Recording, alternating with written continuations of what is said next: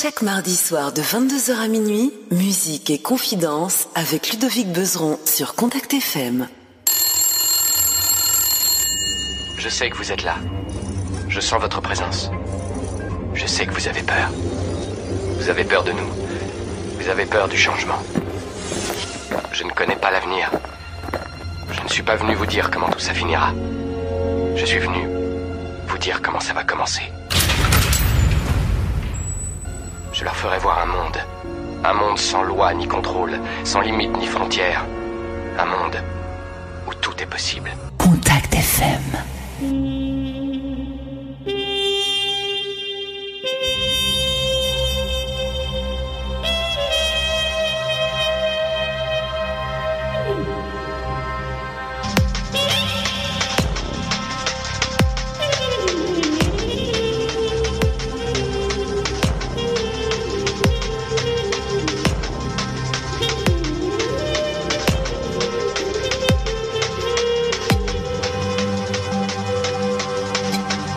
Vous écoutez Musique et Confidence. Musique et confidence. Musique et Confidence. Sur Contact FM. Contact FM.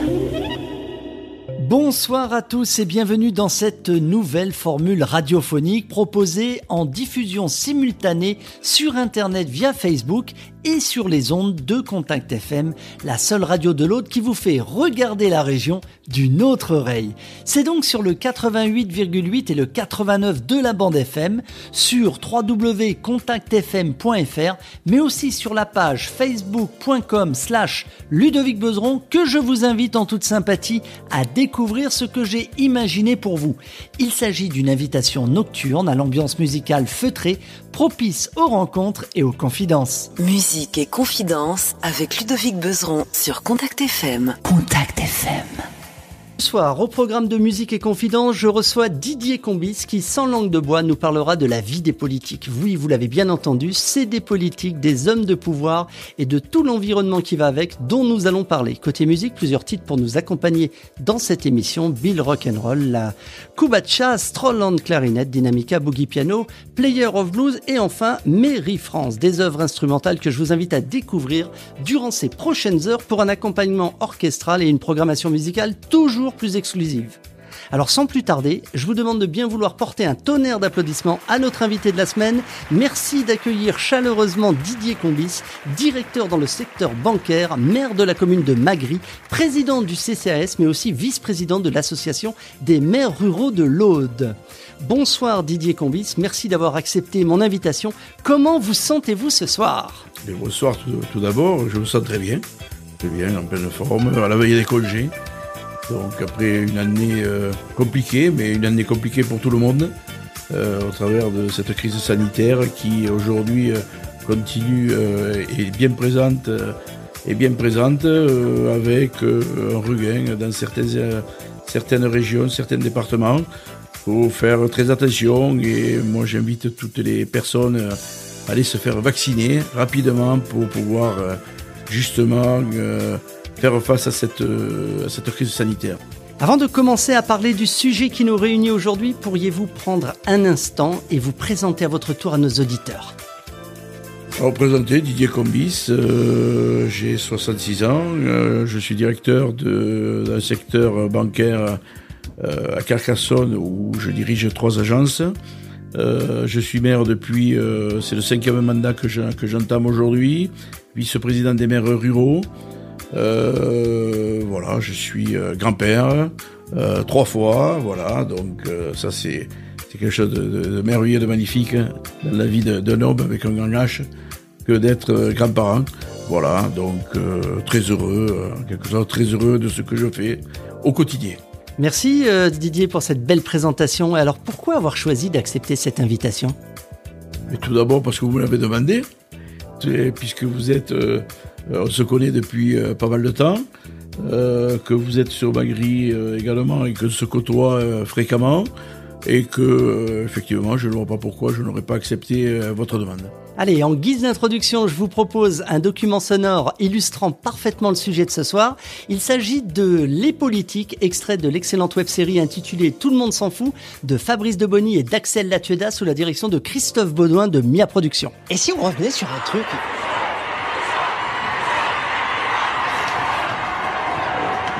Zoé! Tu peux dire à la manif que je tourne? Bah dis-leur de manifester moins fort! How could I stop the world on fire? Et si on revenait sur un truc qui déconne? Les politiques. En fait, c'est un peu comme des comédiens en costard très cher qui en font des caisses, mais qui ont toujours pas compris qu'ils sont pas dans un film. Si j'ai bien compris, leur objectif, c'est de sacrifier toute vie normale, avec en prime 9 chances sur 10 de finir trahi, seul et détesté, pour tenter de poser une fesse sur le trône de fer. Salut petit con. J'ai sonné en bas, il y a ta sœur qui m'a ouvert. Je te dérange? Oui. Ah les politiques, je peux t'en parler. Tu as terminé une manif là, c'est n'importe quoi. Et moi j'ai pas signé pour charger des mamies écolo. Parce qu'il va falloir peut-être finir par admettre que pour obtenir et garder le pouvoir, faut être complètement obsessionnel et prêt à tout. Oui, monsieur le président, on a interdit les talons à toutes vos collaboratrices. Mais bon, il y en a encore quelques-unes qui sont un peu plus grandes que vous, mais on n'y peut rien. On va quand même pas leur scier les pieds. Ah si. D'ailleurs, à la CIA, depuis Hitler en 1942, il crée des profils psychiatriques des grands leaders mondiaux pour tirer les ficelles en cas de besoin. La démocratie, ça fait que c'est toujours les meilleurs qui sont choisis. Mais non, mais si c'était un vrai mec, il aurait un correcteur d'orthographe. Le paradoxe, c'est qu'en théorie, pour gagner une campagne politique, faut être très empathique. Ouais, genre pour avoir l'air d'incarner les attentes des gens, quoi. Sauf que comme en vrai on peut pas satisfaire tout le monde, bah mécaniquement ça favorise les séducteurs, les menteurs et les enjoliveurs. Mais le vrai problème, c'est que le pouvoir, une fois que tu l'as, ça te ronge le cerveau. Et c'est pas juste une façon de parler. Il y a un médecin qui a été ministre des Affaires étrangères et qui a décrit cette maladie. Ouais, ça s'appelle l'hubris, et c'est une psychopathologie. Et le mec en question, c'est David Owen. Et d'ailleurs, si tu regardes, les mecs qui donnent des ordres, ils cochent toutes les cases. Perte du sens de réalité, intolérance à la contradiction, obsession de leur image, abus de pouvoir. Et ce qui est dingue, c'est qu'on le répète depuis l'Antiquité. Mais ouais, avec le mythe d'Icare, De Prométhée, le règne de Commode. de Caligula. Mais nous, ça fait 135 fois qu'on vote sous la 5ème République, en râlant sur le résultat. Tu trouves ça cohérent d'espérer des résultats différents en refaisant toujours la même chose? Il faut des compétences exceptionnelles pour être élu, puisqu'il faut faire partie de l'élite pour gouverner correctement face aux dirigeants étrangers. Peut-être que ton cerveau est abstentionniste. La neurobiologie démontre que chez tous les groupes d'animaux sociaux, la jouissance du pouvoir, ça provoque un afflux excessif d'hormones comme la dopamine. Ouais, et à force, ils finissent tous accros et cramés de la cervelle. On a remarqué que les zones préfrontales et néocorticales... Mais c'est pas les machins qui permettent de réguler tes comportements et prendre du recul sur toi? Si. Donc ces zones, elles sont de moins en moins sollicitées. Et du coup, dans ta tête, c'est le calme plat. Là où normalement, ça s'active pour l'empathie. Donc tes neurones se renouvellent. Et c'est comme ça que tu commences à donner des ordres absurdes. Comme charger les enfants, les vieux. T'imagines ce que ça fait d'être braqué par un flashball à 70 ans?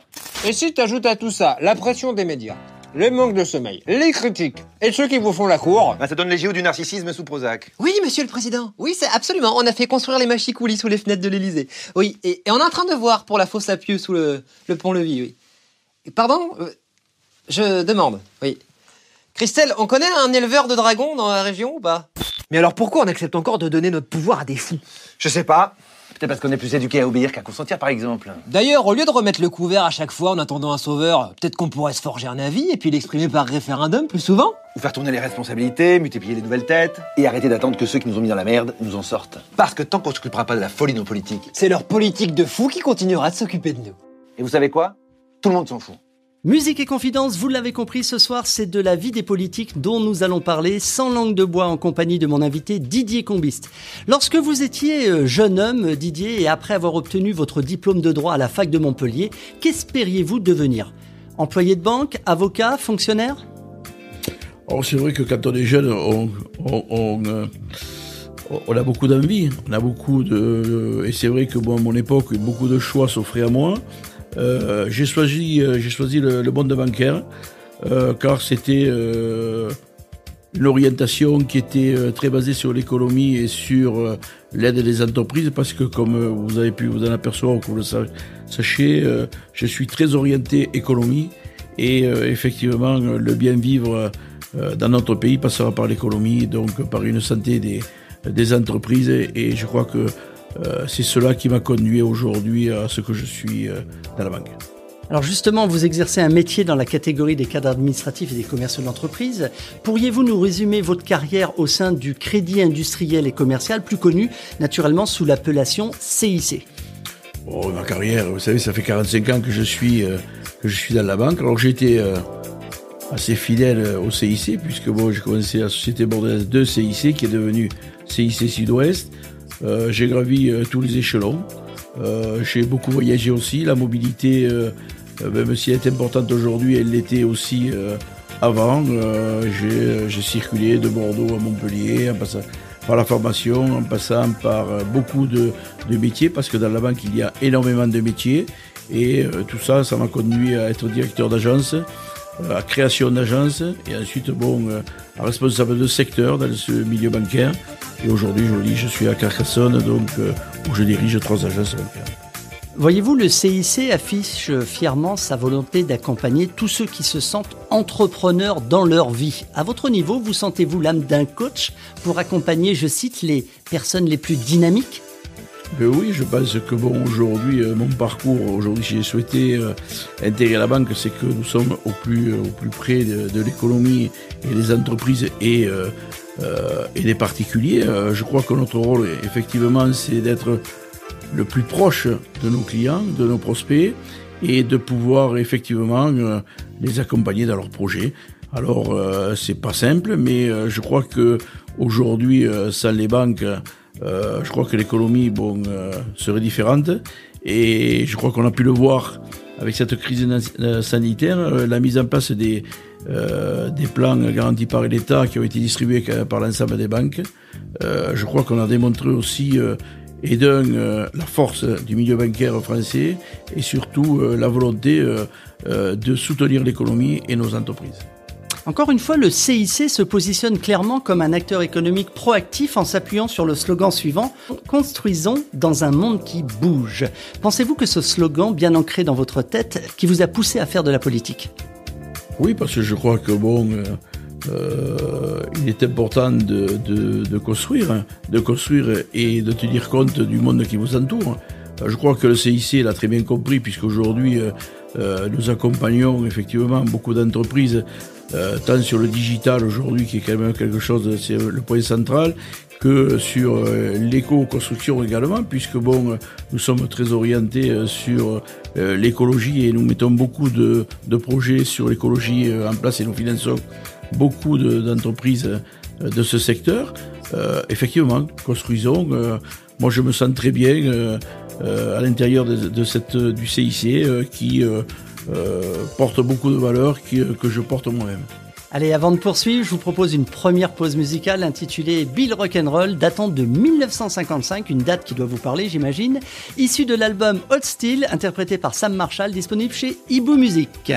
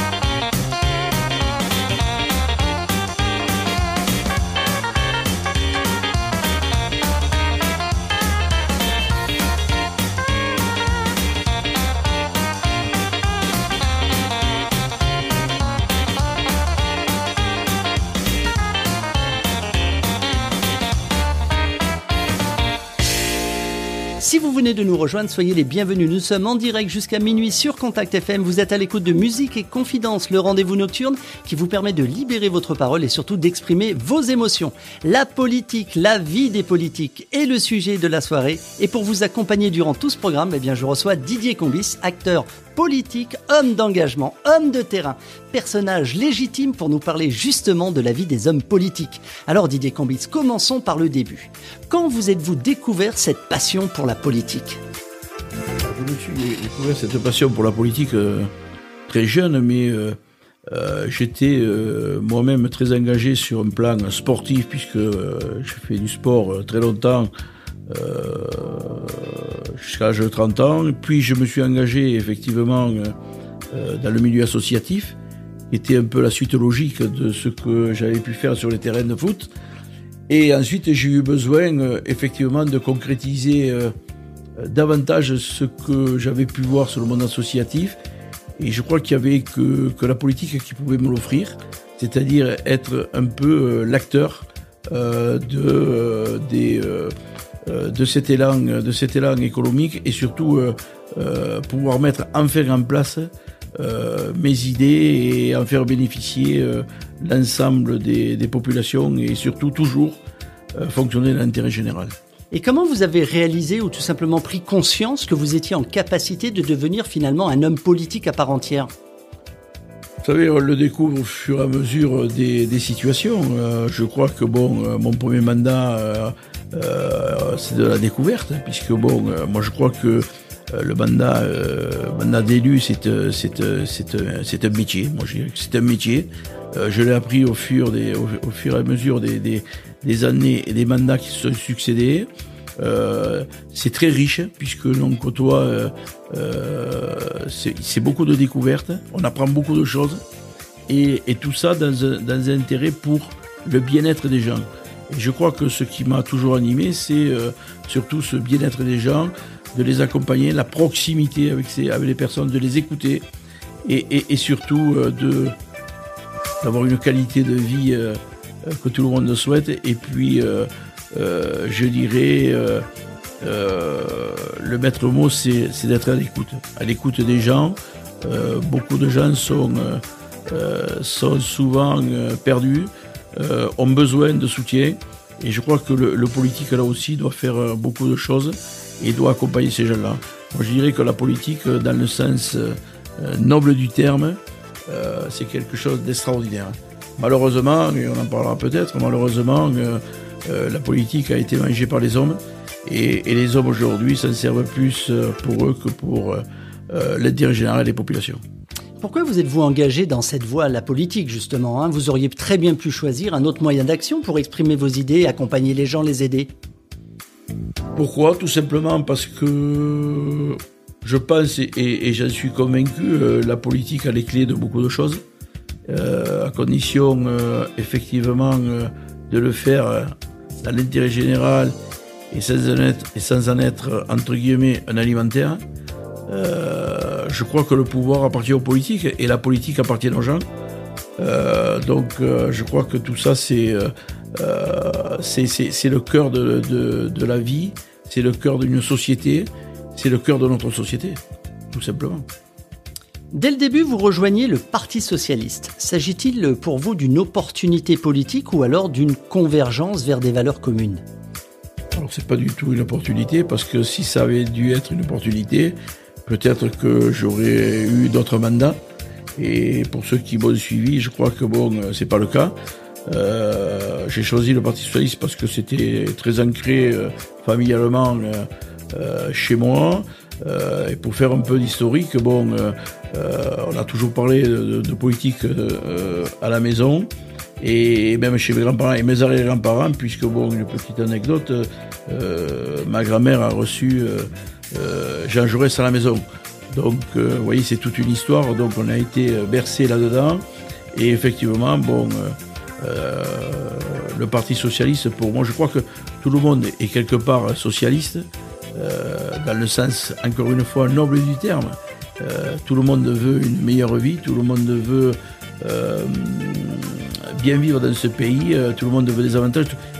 Et c'est pour ça que tout le monde est socialiste. Après, que ce parti, et à mon point de vue, est dévié, puisque j'en suis sorti, mais je crois que c'est pas le fond du Parti socialiste, c'est pas le socialisme qui m'a fait partir de ce parti. Je crois que c'est les hommes. Et aujourd'hui, qui représentent aujourd'hui le parti, qui ne correspondent pas du tout à la vision que je me fais de ce parti. Alors on en parlera tout à l'heure. Est-ce que vous avez, vous avez obtenu votre premier mandat de maire à l'âge de 40 ans lors des élections de 1995. Est-ce que c'est la crise de la quarantaine qui vous a conduit à devenir maire ? Peut-être. Non, vous savez, j'aurais pu faire autre chose. Non, pas du tout. Je pensais que c'était le bon moment. Pourquoi le bon moment ? Parce que 40 ans, je crois que professionnellement, on est assis. Familialement également. Et je crois que c'est le bon moment. On a beaucoup d'expérience de la vie et on peut, je crois, avoir ce recul sur la vie. Donc 40 ans, je pense que c'est le bon âge pour pouvoir s'investir comme je l'ai fait. Pourquoi avoir choisi la mairie de Magry ? Tout simplement parce que j'y habitais, que je m'y sentais bien, que j'avais de très bonnes relations avec la population, que c'était un village qui était aujourd'hui proche de mes activités professionnelles, mais qui n'était pas la ville, avec toutes ses richesses, avec sa richesse culturelle, avec sa richesse aussi naturelle. Voilà, j'ai été tout simplement attiré par le village et par ses habitants. Qu'est-ce qui a fait que finalement vous avez opté pour une action politique dite de proximité ? Vous auriez très bien pu choisir d'autres ambitions pour exprimer votre talent, comme par exemple les départementales, les régionales, voire les européennes. D'où vous vient ce choix ? Alors le choix, je crois que si on veut faire de la politique comme il se doit, je crois que le mandat le plus important, c'est le mandat de maire. Le mandat de maire, alors c'est vrai que c'est le plus compliqué, le plus difficile, parce que nous sommes en relation directe avec les populations, mais c'est celui qui est le plus intéressant. On est au vif de tout ce qui peut se passer dans votre commune, et ça c'est important. Les autres mandats, effectivement, il y a plusieurs mandats que j'aurais pu effectivement... alors,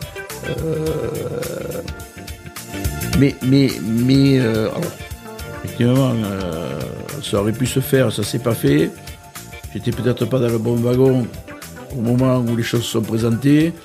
Vous savez, quand vous êtes dans un département où si vous commencez à rendre votre carte du Parti socialiste et que vous n'êtes pas tout à fait en phase avec ceux qui aujourd'hui dirigent ce parti, vous avez très peu de chances de faire une carrière politique. Mais malgré ce, moi j'ai toujours dit que je n'étais pas un alimentaire de la politique, que moi ce qui était le plus important pour moi c'était la liberté de penser, la liberté de parole, ce que j'ai toujours conservé, et j'en suis très fier aujourd'hui. On peut me reprocher beaucoup de choses, mais on ne peut pas me reprocher d'avoir mangé autour de la table.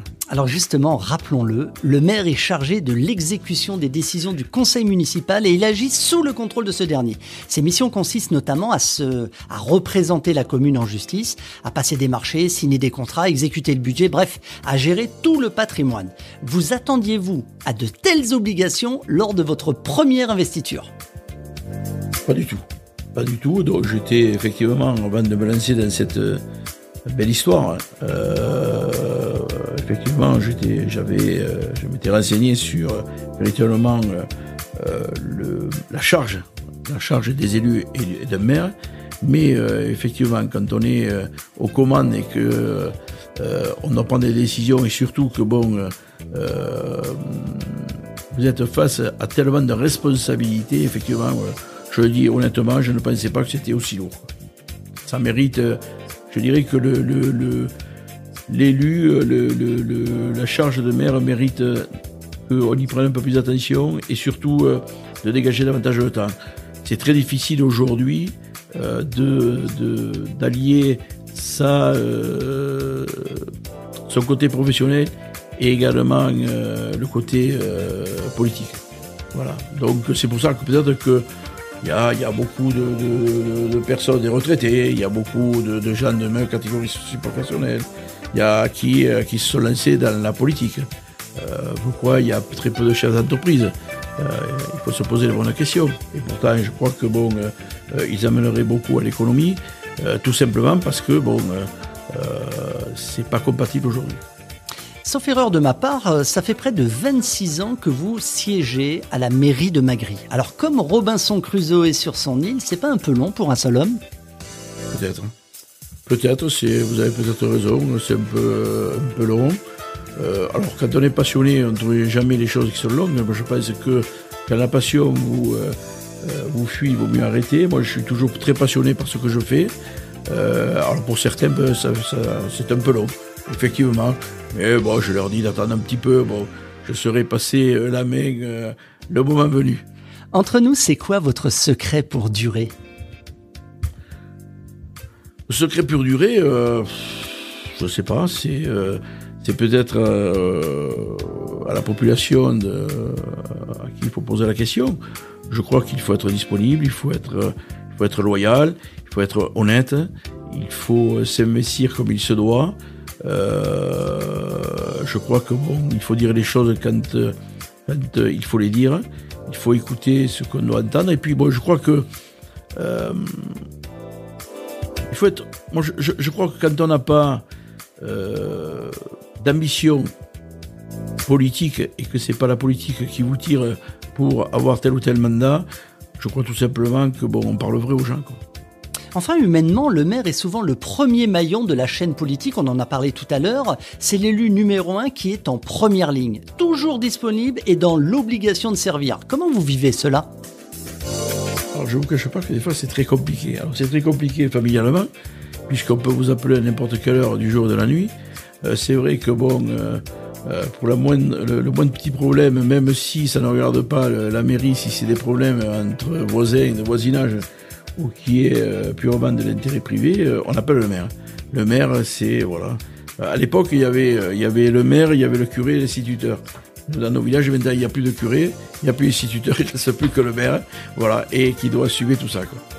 Alors profitons-en pour faire un petit peu de pédagogie, en rappelant qu'en tant que maire, vous êtes vous aussi assujetti à un contrôle hiérarchique. Et oui, c'est le préfet en place qui se donne le droit à tout moment d'annuler ou de réformer vos décisions. Ce qui signifie que logiquement, il peut se substituer à votre pouvoir. En 5 mandats, avez-vous reçu la moindre injonction ou un rappel lié dans la gestion de votre commune ? Aucune. Parfait. Devons-nous en conclure que votre formation en droit, votre expertise dans le domaine bancaire, ainsi que vos aptitudes de bon gestionnaire ont favorisé votre succès d'élu ? Je crois que c'est un tout. Je ne ramènerai pas tout ça à ma personne. Je crois que c'est le travail d'une équipe, c'est le travail d'une équipe d'élus, c'est le travail aussi des gens qui vous entourent, le secrétaire de mairie, le personnel administratif qui vous entoure. Donc tout ça, c'est une équipe. Moi, je dis que celui qui dit que c'est grâce à lui si ça se passe bien. Non, moi je dis je me retranche toujours derrière le travail d'une équipe. Il faut un pilote, il faut un capitaine. Je le suis aujourd'hui, mais sans les gens qui m'entourent, peut-être qu'aujourd'hui on ne se parlerait pas. Monsieur le maire, parlons d'argent. Vous le voulez bien ? Sans problème. Votre rémunération d'élu est estimée à 1 567,43 € brut précisément par mois. Ça fait quoi d'être un smicard de la politique ? Alors je vais vous rectifier quand même.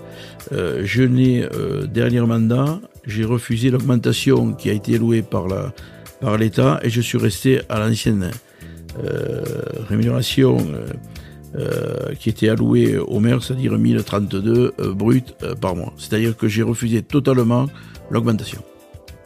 Alors là, je dirais que je suis en dessous du SMIC. Et ça fait quoi d'être un smicard de la politique ? Alors je suis en dessous du SMIC, avec des heures, je peux vous dire que je ne compte pas. Mais bon, effectivement, alors, je ne fais pas ça pour l'argent. Je vous dis, je suis pas un alimentaire de la politique. Je dirais même que ça, c'est les défraiements. J'ai pas de téléphone, moi, qui est payé par la mairie. J'ai pas une voiture qui est payée par la mairie. Voilà, tous les frais me sont imputés. Donc voilà, ce montant qui m'est alloué tous les mois compense les divers frais que je peux avoir pour m'occuper de la commune. Avec le nombre d'heures, je vous dis, je suis à plus de 35 heures par semaine quand même à la mairie, quoi. Contact FM, encore plus de musique. Bien sûr, place à la musique et à la bonne musique. Vous êtes sur Contact FM et si comme Didier Combis, vous aussi vous souhaitez participer à l'émission et devenir mon invité, eh bien adressez-moi un message privé via Facebook. Je prendrai contact avec vous dans les meilleurs délais. On enchaîne tout de suite avec un morceau musical choisi pour l'occasion. Il s'agit de la Cubacha, issue de l'album Fiesta, dans une version signée Marc Dal Hanez.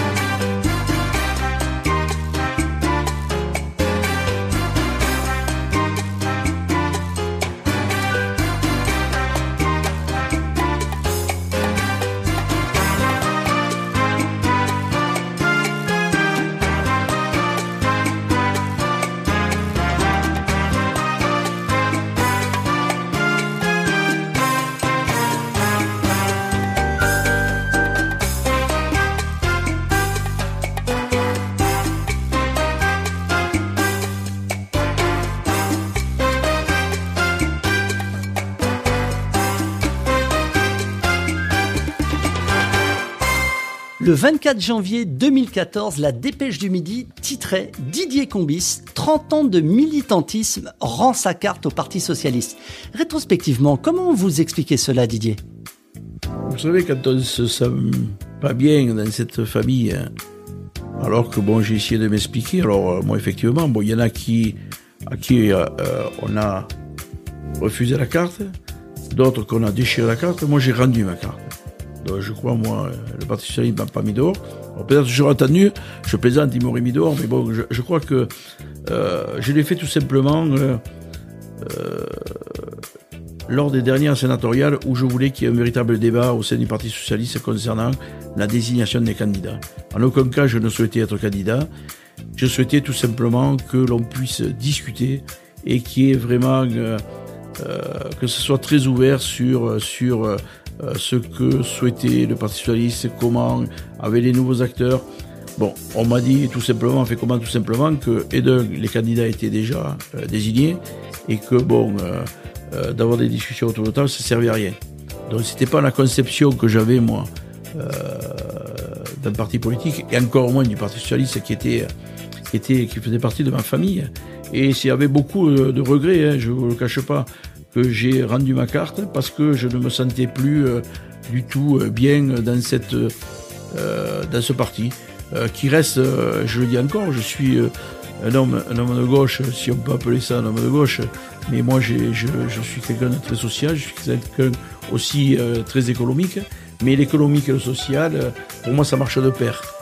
Sans économie, il n'y a pas de social, Et je crois que le social a besoin de se nourrir de l'économie si on veut maintenir une société à un bon niveau. Voilà. Donc à un moment donné, je ne me suis plus retrouvé dans la directive du Parti socialiste de l'Aude. Je le précise bien, de l'Aude. C'est pour cela que j'ai rendu ma carte. Mais écoutez, ça n'empêche pas que j'ai toujours mes idées et que je crois qu'il y en a d'autres qui l'ont rendu aussi. Il y en a qui se sont fait déchirer la carte. Bon, après, c'est la vie d'un parti, quoi. Si je comprends bien, vous êtes la victime d'un choix privilégiant le candidat PS de référence de l'époque. Et sauf erreur de ma part, c'est toujours comme ça que les partis agissent, non ? Le calcul politique n'a rien de nouveau. Et ne pensez-vous pas, comme l'indique Caroline Valenti dans son article, avoir été d'une certaine manière un petit peu naïf ? Oh, naïf, écoutez, je préfère être naïf que, je n'emploierai pas le terme, mais peut-être j'ai été naïf, effectivement. Alors, le temps m'a appris que il fallait attendre que votre heure arrive. Mais vous savez, à un moment donné, je crois que la politique et l'énergie que l'on peut mettre à la politique, c'est à une période. Donc, d'ailleurs, on le voit avec l'abstention qu'il y a eu aux dernières élections, je crois que c'est pas fini. Si on veut réintéresser nos jeunes aujourd'hui à la politique, je crois qu'il faut leur laisser à un moment donné les clés du camion, quoi. Et les clés du camion, je crois que nos dirigeants et nos politiques ne sont pas prêts de les laisser. Donc, et ça, c'est un regret profond. Je crois que la politique, c'est quelque chose de noble, qui sert la société, et il faut l'ouvrir, il faut intéresser nos jeunes, et pour les intéresser, il faut leur laisser les places. Voyez-vous, Gisèle Jourda devient le 28 septembre 2014 la première femme élue sénatrice dans le département de l'Aude. Dois-je en conclure qu'être née en 1955 et travailler au CIC ouvre les portes de la politique ? Je vous le confirme, c'est bien sa date de naissance et elle travaillait bien les retraités du CIC. Non, absolument pas. Ah. Absolument. Alors là, vous avez mauvaises informations. Expliquez-moi. Donc, Gisèle Jourda était fonctionnaire, elle pourrait vous préciser, mais elle a été longtemps directrice de cabinet de Jean-Paul Dupré en tant que maire de Limoux et député maire. Donc elle n'a jamais travaillé au CIC et voilà, si elle avait travaillé au CIC, je l'aurais croisé dans les couloirs. À vérifier. Ce qui n'est pas le cas. À vérifier. Non, mais là, c'est sûr et certain. D'accord. Maintenant, sa carrière professionnelle, je n'en parlerai pas, mais je peux vous certifier qu'elle n'a jamais travaillé au CIC. Très bien, autant pour moi. Il existe précisément 432 villes et villages dans tout le département de l'Aude, soit 432 maires et 10 présidents d'intercommunalités. Dites-moi, Didier Combis, connaissez-vous tous ces élus et quel type de rapport entretenez-vous avec eux ? Pour les connaître tous, non, mais mes différentes tentatives à des élections, et notamment aux élections sénatoriales, m'ont permis de faire le tour de ce beau département et d'aller à la rencontre de tous ces élus.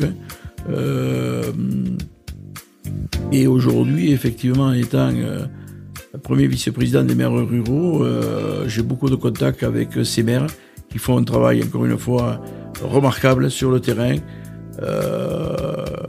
Et je les salue parce que véritablement, c'est pas simple.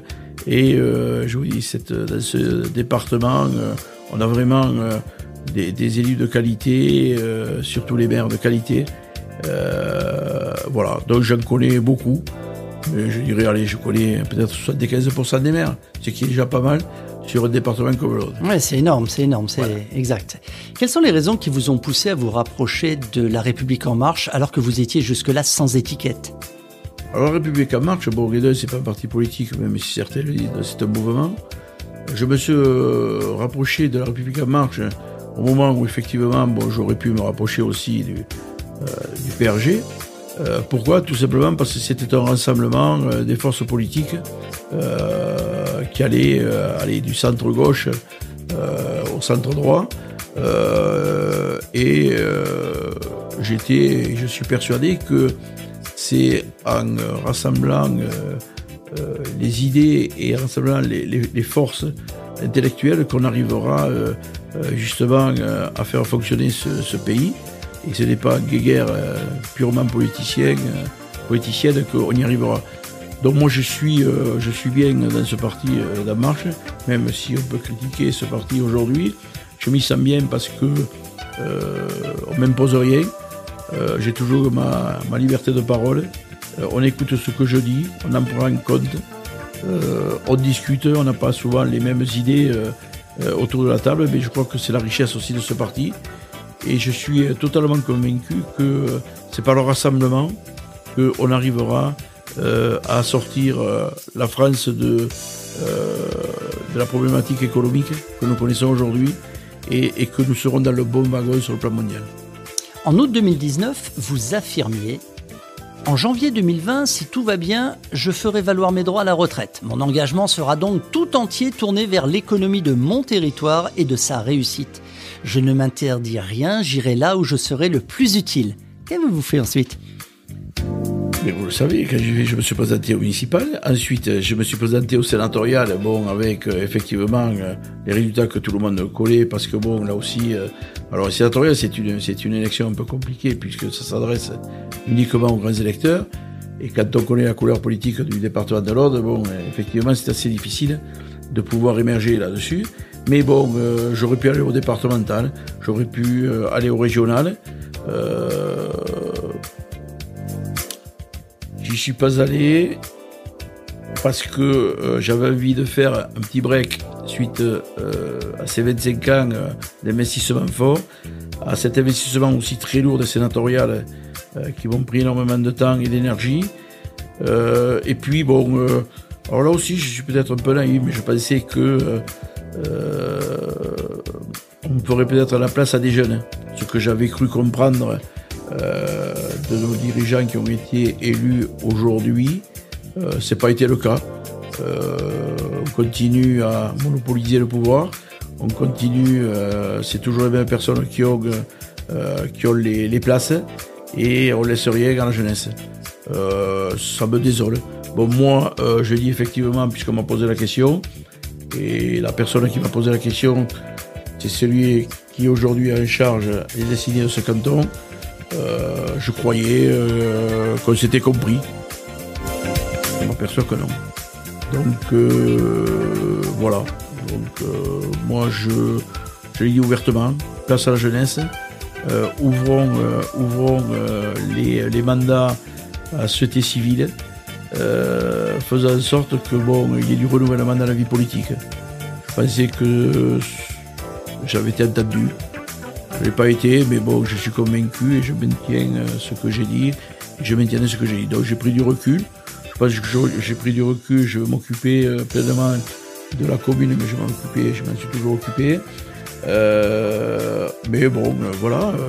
Vous savez, la vie est ainsi faite qu'on ne peut pas dire moi je suis un passionné de la vie. Je ne vais pas partir à la retraite et m'enfermer chez moi avec un livre. Donc j'ai d'autres ambitions, j'ai d'autres choses, j'ai plein de projets qui trottent à moi. Donc voilà. Je ne resterai pas sans rien faire. Alors justement, revenons, si vous le voulez bien, sur les sénatoriales. Et pour votre deuxième participation à ce scrutin, vous vous êtes donc associé à Christine Breton, référente départementale depuis les municipales de La République En Marche. Si vous avez obtenu donc, je crois, 8,71% en 2020 contre 10% sans étiquette en 2014. Ne pensez-vous pas que ce nouvel échec, malheureusement, au sénatorial est dû à une erreur de casting ? Probablement, mais je pense que vous savez, moi je préfère avancer la tête découverte que voilà. Il y en a d'autres qui se sont présentés sans aucune étiquette, sachant qu'on sait très bien où ils sont et qu'ils ont été élus par et qui ont été validés par les partis que nous connaissons. Moi, pourquoi je me cacherai ? Pourquoi j'irai tout simplement que je ne me présente pas sous l'étiquette de La Marche, alors que c'est La Marche qui me soutient. Bon, je pense que aussi bien les Républicains que le Parti Socialiste doivent avancer de la sorte.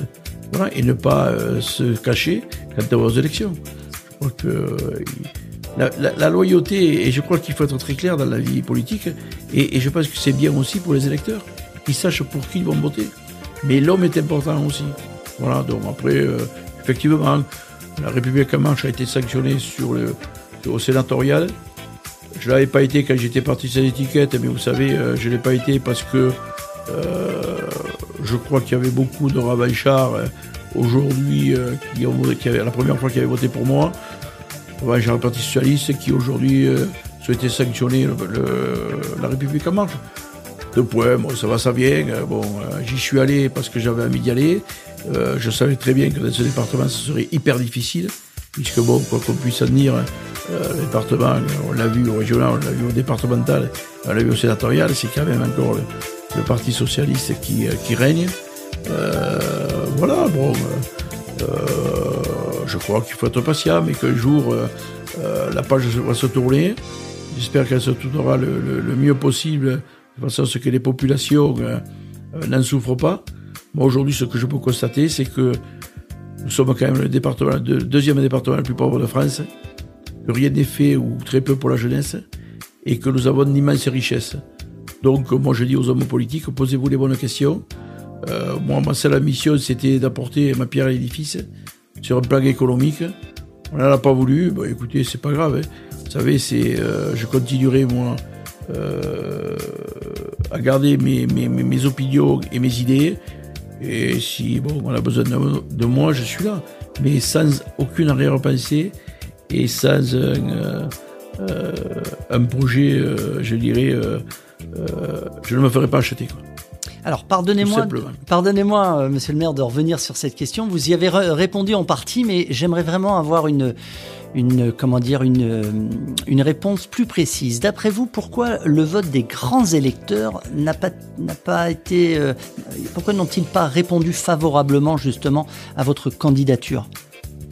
C'est consigne de parti. Et puis, vous savez, conseil départemental, je crois que cette élection départementale, on avait de très bons sondages 15 jours avant les élections. Et puis, tout le monde a été sur le terrain. Aussi bien la région, les élus de la région que les élus des départements qui ont fait leur job, qui sont allés voir les différents maires. Et vous savez, quand dans les communes, vous avez besoin des collectivités comme le département ou la région pour faire aboutir vos projets, je vous laisse deviner ce que... Voilà. Après, moi, je ne veux absolument pas... aux élus de ce département, je crois que chacun voit midi à sa porte, et puis c'est un petit peu comme ça, mais c'est un peu dommage que la politique marche.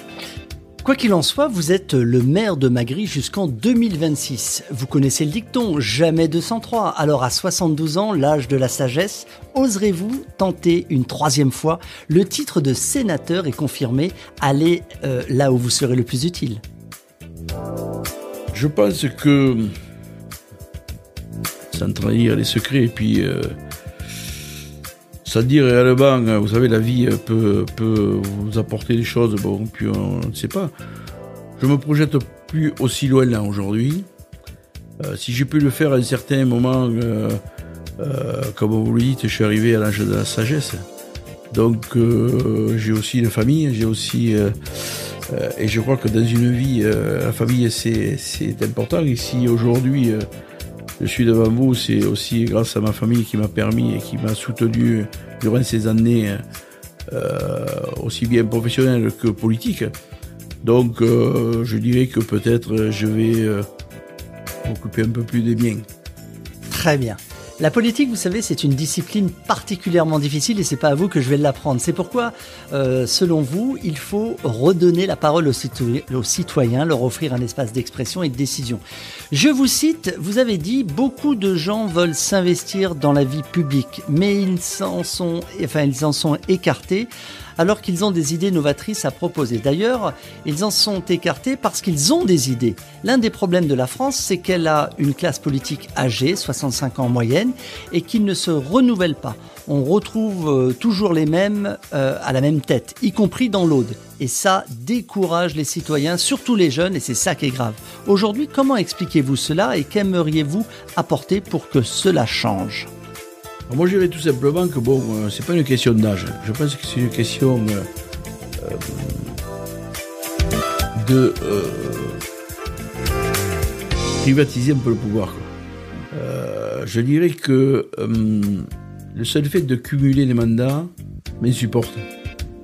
Je dirais que il faut aujourd'hui, il faut qu'on m'explique comment on peut être maire d'une commune, président d'une intercommunalité, vice-président du conseil départemental, président de tel ou tel syndicat. Moi, il faut qu'on m'explique comment on fait. À part d'être un surhomme, je ne vois pas comment on peut faire. Donc moi, je dirais qu'aujourd'hui, si on doit véritablement modifier certaines choses dans notre vie publique, c'est déjà le cumul des mandats. Alors, cumul des mandats, il y a eu un premier pas déjà de fait concernant le maire et un mandat national, mais il faudrait que ça soit étendu aussi aux autres mandats. Président de syndicat, on n'en parle pas, et pourtant ça prend du temps. Président d'intercommunalité, on n'en parle pas, et pourtant ça prend beaucoup de temps. Voilà, vice-président ou président d'un conseil départemental, ça prend du temps. Et ça peut être cumulé avec maire d'une commune. Alors voilà, tout ça, je crois que les journées ne sont pas extensibles. Je crois qu'un homme ne peut pas donner plus que ce qu'il a, et je n'arrive pas encore à comprendre comment on peut confier à une même personne plusieurs mandats. Allez, courte pause musicale, on se retrouve juste après ça.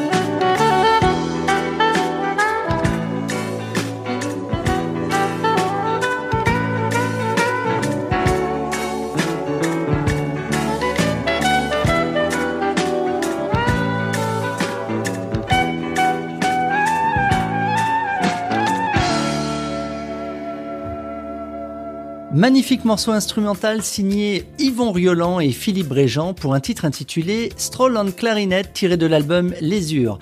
Didier Combis, vous êtes sur Contact FM dans l'émission Musique et Confidence et une nouvelle question me vient à l'esprit.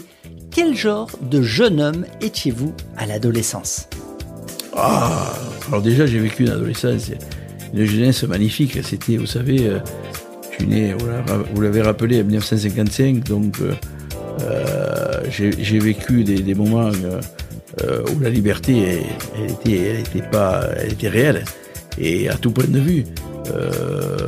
Aujourd'hui, c'est vrai que notre jeunesse n'a plus cette liberté.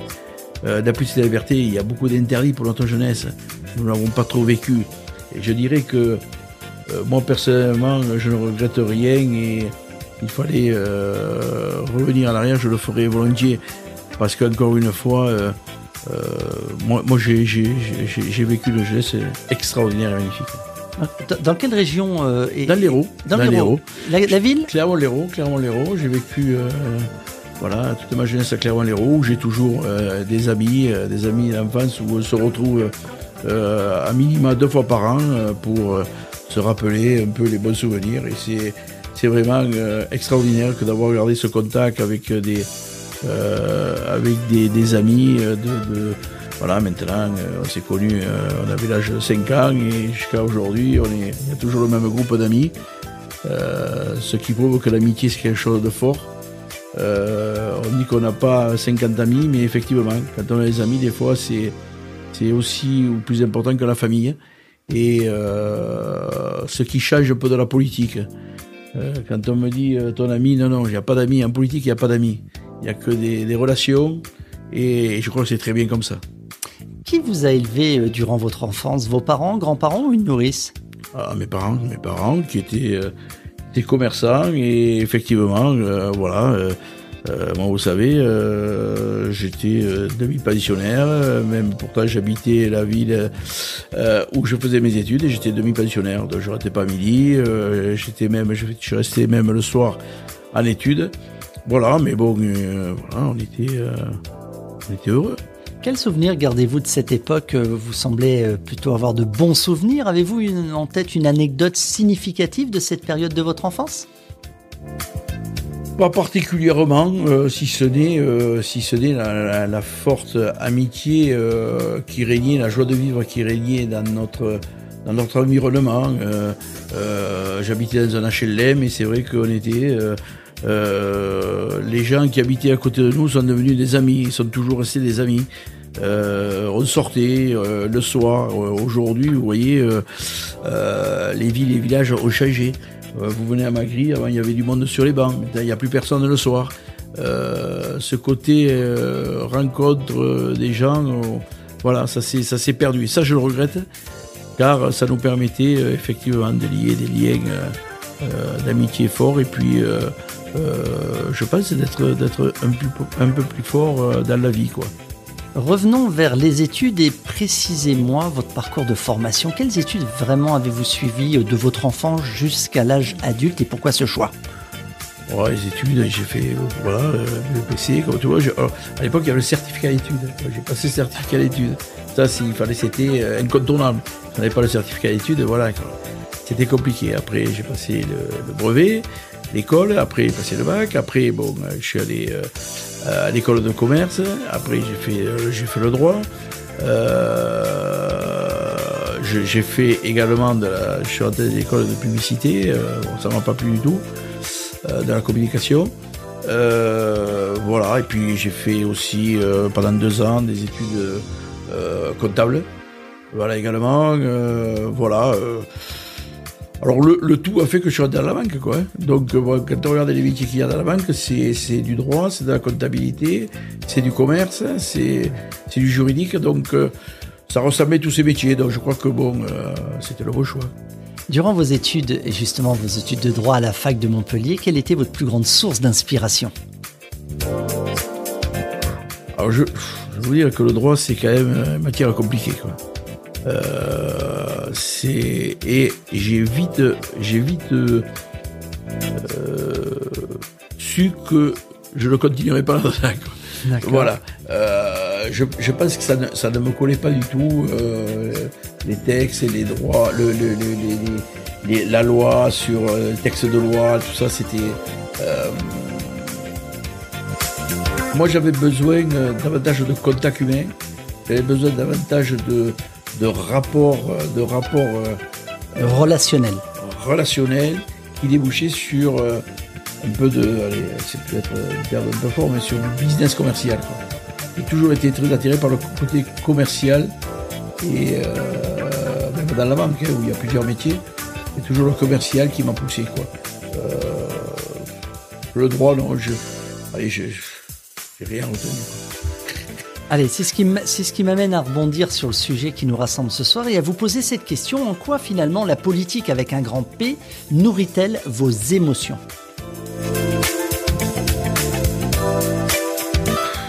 C'est-à-dire, alors la politique, dans le sens noble du terme, la politique avec un grand P, c'est la proximité, c'est l'aide, c'est de trouver des solutions, c'est d'améliorer le cadre de vie, c'est de faciliter certaines choses par rapport à notre environnement, c'est c'est d'être un peu la croix de transmission entre les populations et peut-être les services de l'État. C'est d'essayer de trouver, on ne les trouve pas tout le temps, mais c'est d'essayer de trouver toujours le bon compromis pour le bien de chacun. Voilà. Après, vous savez, la politique, alors, moi je parle de politique dans le sens noble du terme, mais je crois que avant tout, c'est une vocation, quoi. Je crois que faut avoir la vocation pour, surtout au niveau d'une commune comme Magry, ou de beaucoup de communes comme Magry, des petites communes,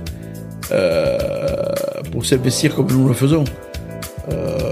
C'est un sacerdoce, quoi. Je peux vous dire qu'il faut vraiment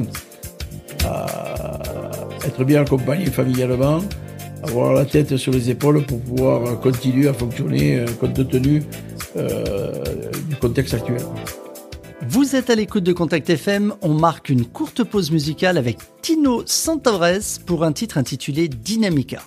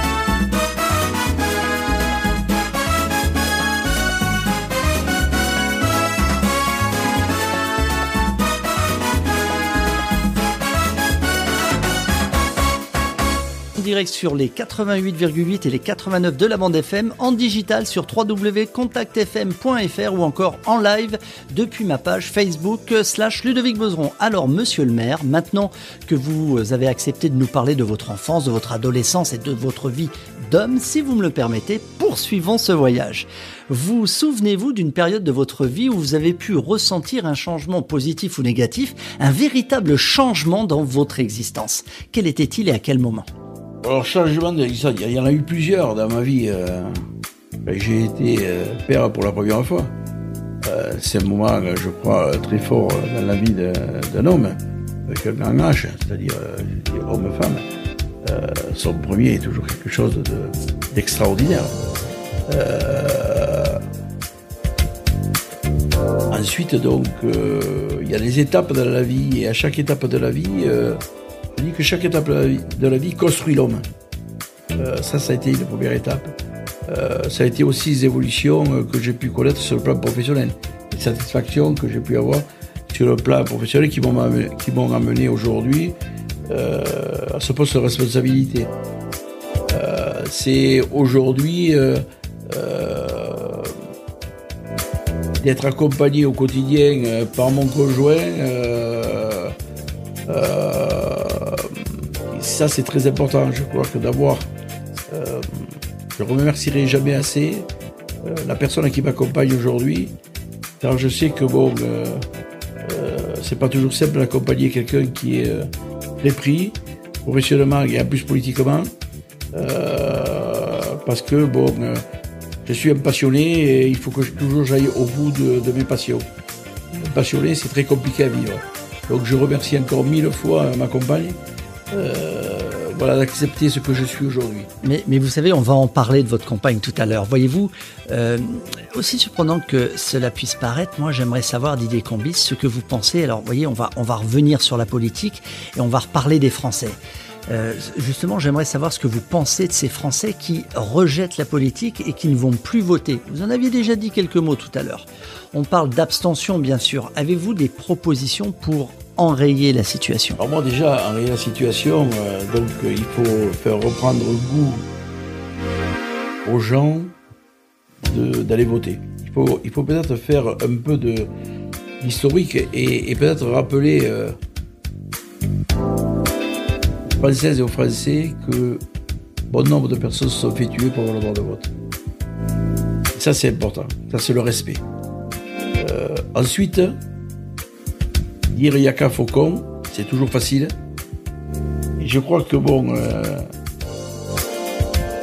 il y a ce droit de vote et ce bulletin de vote qui par ce bulletin de vote, vous permet de vous exprimer, il ne faut pas le mettre de côté. Aujourd'hui, quand je vois que certains politiques ont été élus avec 22% des inscrits, je trouve que c'est un peu dommage. Ça ne représente pas du tout la France et ça ne représente pas du tout ce que ressentent les gens. Alors moi je n'irai pas jusqu'à l'obligation de voter. On va y venir, hein, on va en parler. Hein. Moi je pense que nous sommes dans un pays de liberté, où la démocratie marche, c'est un des pays où ça marche le mieux. Et je crois qu'il faut, ça aussi, il faut qu'on le conserve, cette liberté. Mais aujourd'hui, il faut que les gens prennent conscience que le monde évolue, le monde change, et que on ne peut pas laisser toujours les clés du camion aux mêmes. Et qu'on ne peut pas laisser toujours les clés du camion à une minorité d'hommes et de femmes politiques. Aujourd'hui, il faut que les gens s'investissent davantage dans les associations, dans le monde culturel, dans la politique. Parce que c'est la force de notre pays. C'est la force de notre pays. Et on ne peut pas dire, oui, ils feront, et puis voilà. Et après critiquer, et après descendre dans la rue, parce que ça ne va pas. Alors justement, voyez-vous, j'entends souvent, et vous l'entendez également, hein, le désenchantement des citoyens pour les politiques, avec les mots durs qui vont avec, hein, droite, gauche, tous pourris, tous corrompus, beaux parleurs, planqués, profiteurs, enfin vraiment des mots assassins. Une fois n'est pas coutume, c'est à vous que je pose la question, monsieur le maire. Que pouvez-vous nous dire à ce sujet ? Comment ça se défend ?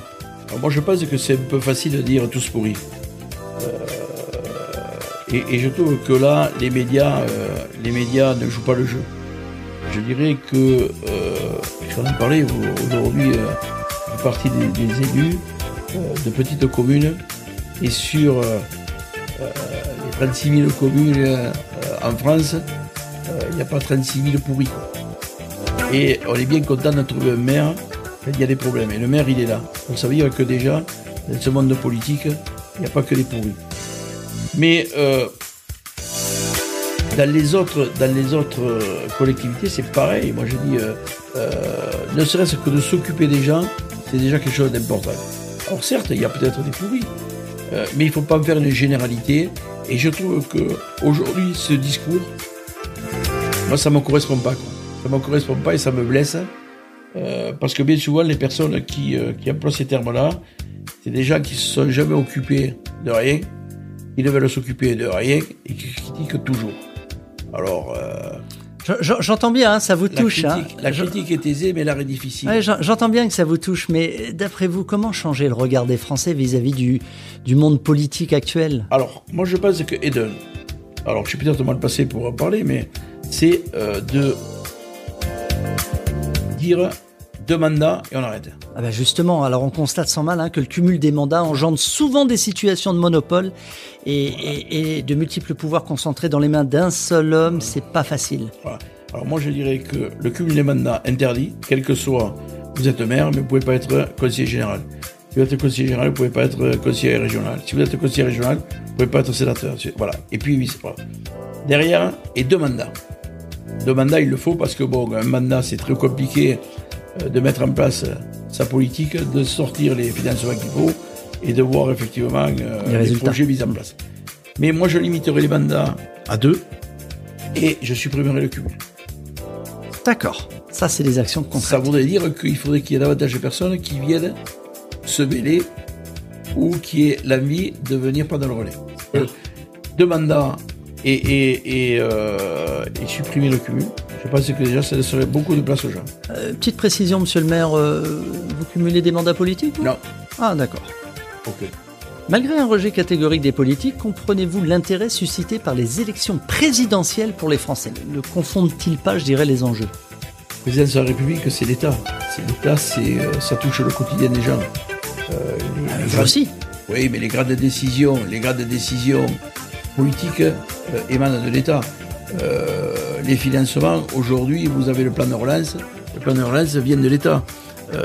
Alors effectivement, le plan de relance vient de l'État, qu'on distribue aux collectivités pour que derrière ça aille sur le terrain. Mais les grandes orientations, les grandes institutions, c'est l'État, quoi.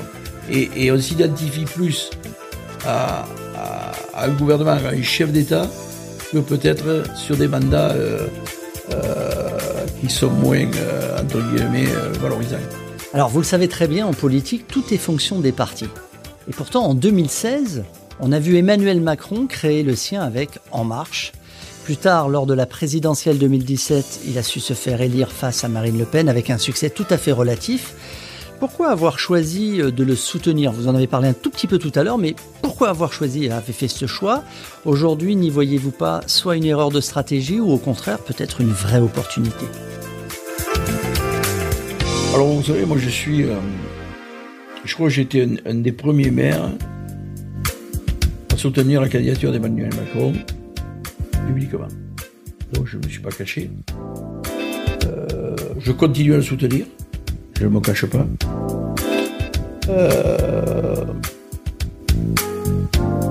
Opportunité, si j'avais été dans ce cadre-là, je serais resté au Parti Socialiste.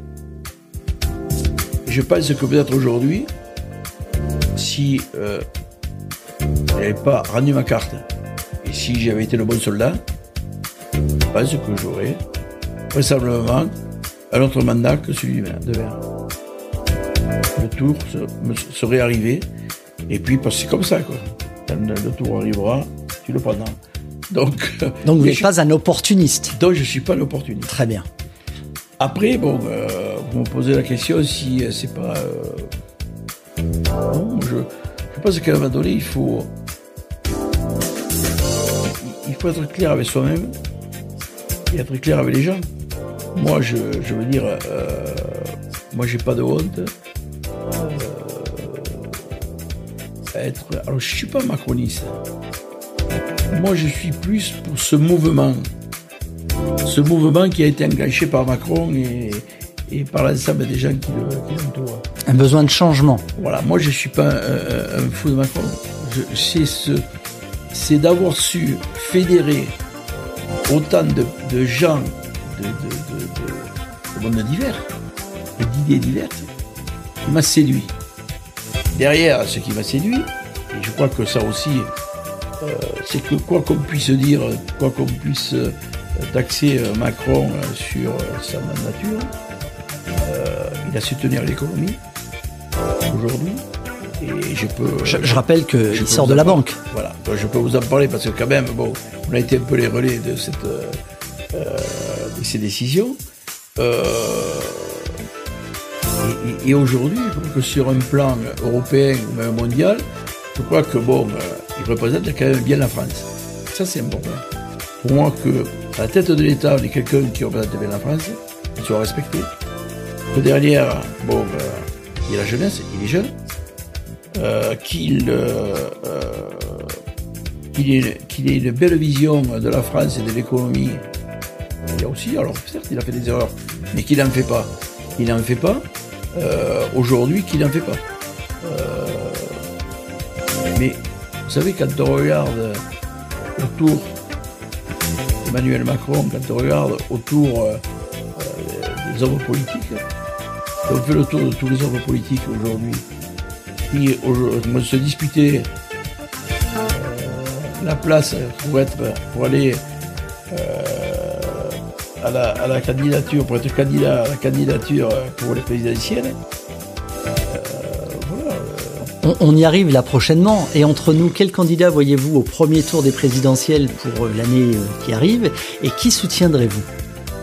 Alors moi je soutiendrai, moi je suis clair, je continue à soutenir Emmanuel Macron, il n'y a pas de souci. Vous pensez qu'il va se présenter? Oui, il va se présenter, oui, bien sûr. Alors après, s'il ne se présente pas, on verra, mais je pense que c'est le plus à même de diriger notre pays aujourd'hui. C'est lui qui a le plus d'expérience, c'est lui qui est le plus innovant, c'est lui qui est le plus visionnaire. Voilà, même si, de temps en temps, et puis il y a le changement. Alors le Français n'aime pas le changement. Et moi je pense que un pays qui n'entre pas dans cette réflexion, c'est un pays à terme qui va mourir, quoi. Donc je crois que c'est mondial aujourd'hui.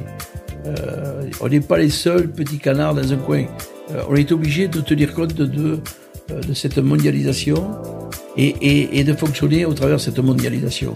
Et je crois, oui, je peux me tromper, je pense qu'aujourd'hui, c'est le seul à même de pouvoir nous apporter dans cette mondialisation, dans le bon sens du terme, c'est-à-dire mondialisation ne veut pas dire aussi s'asseoir sur les acquis, s'asseoir sur les avantages. Non.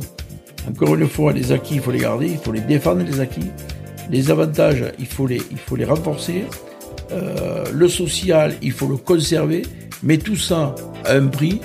Et ce prix, on ne pourra se le payer, tout ça, que si on génère de l'économie.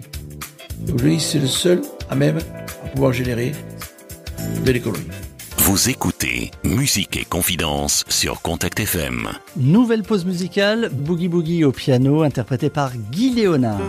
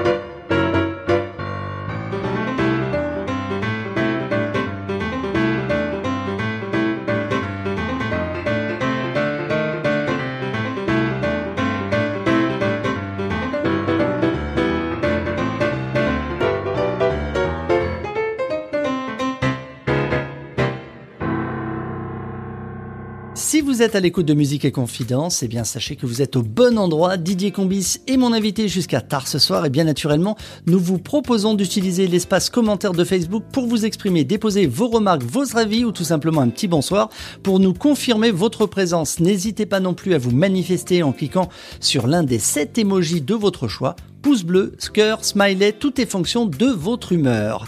Didier, de façon générale, au cours de ces 10 dernières années, que pensez-vous avoir réalisé professionnellement ou même politiquement d'extraordinaire pour vous ? Pour moi, extraordinaire. Je vois rien d'extraordinaire. Moi, je pense que c'est qu'une question d'envie, de passion, qu'on fait les choses.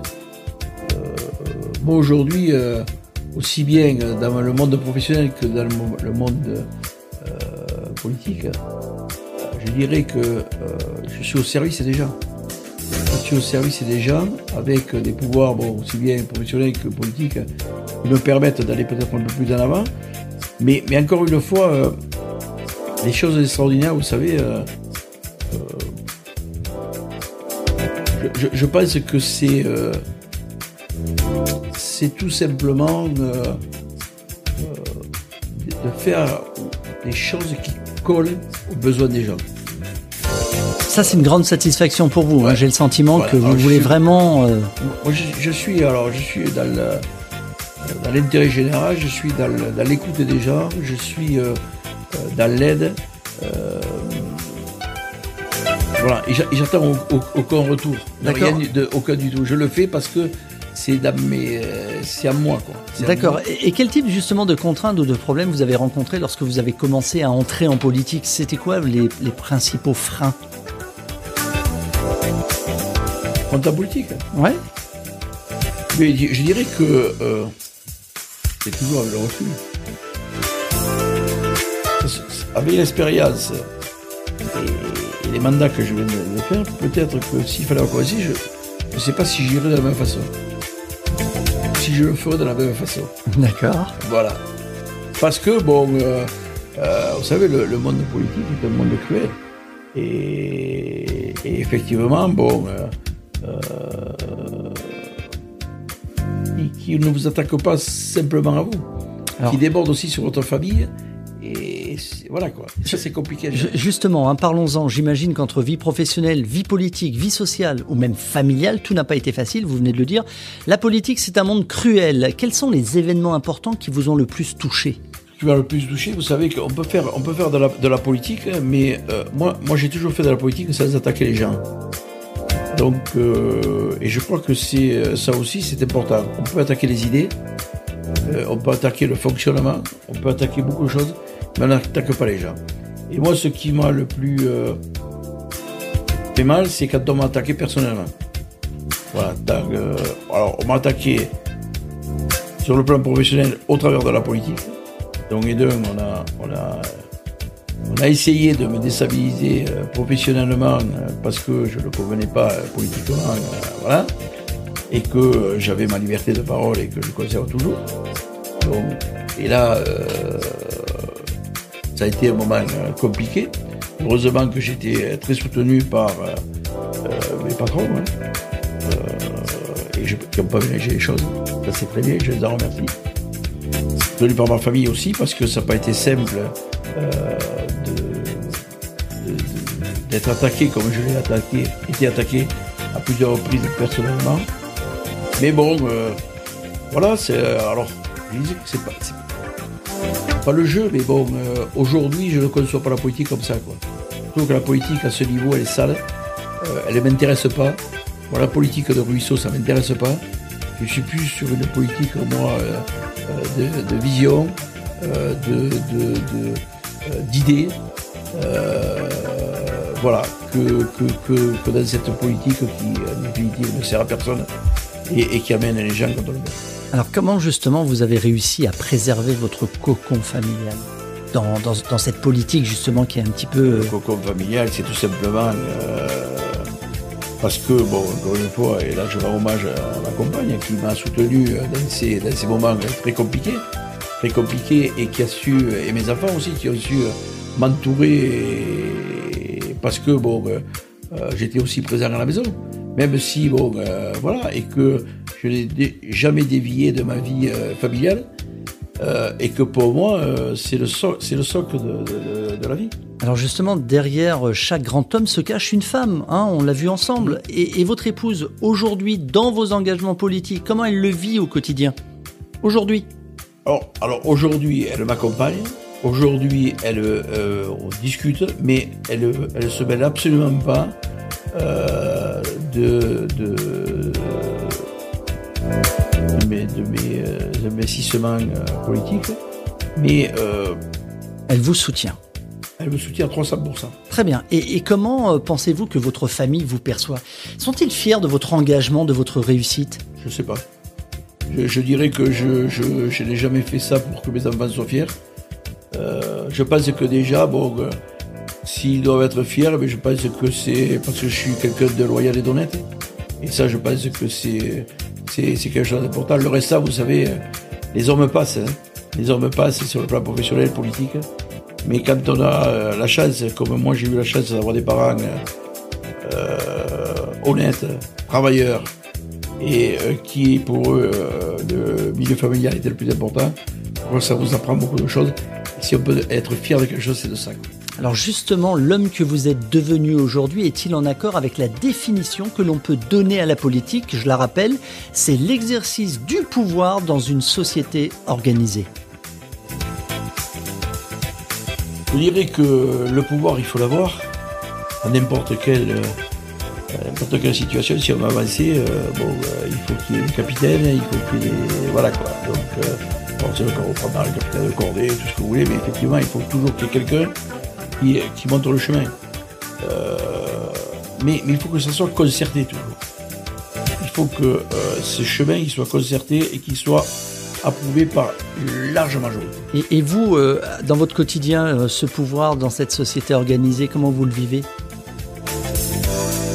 Alors moi déjà, je suis quelqu'un qui délègue beaucoup, qui confiance aux gens et à qui je donne des responsabilités.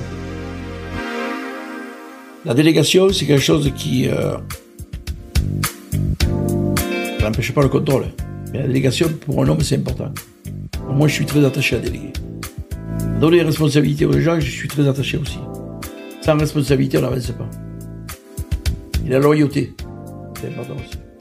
Ces trois facteurs font qu'aujourd'hui, on avance. Et que la richesse de tout ça, on dit, c'est l'homme. Et l'homme, aujourd'hui, à mon point de vue, on ne lui fait pas suffisamment confiance. Voilà. Moi, je ne suis pas dans ce trip. Moi, j'ai besoin de gens autour de moi. J'ai besoin de me sentir en sécurité avec les gens autour de moi. J'ai besoin que cette confiance soit partagée. J'ai besoin que que tout ça, ça fonctionne. Que quand on a à se dire les choses, il faut se les dire. Mais dans un esprit très ouvert, quoi.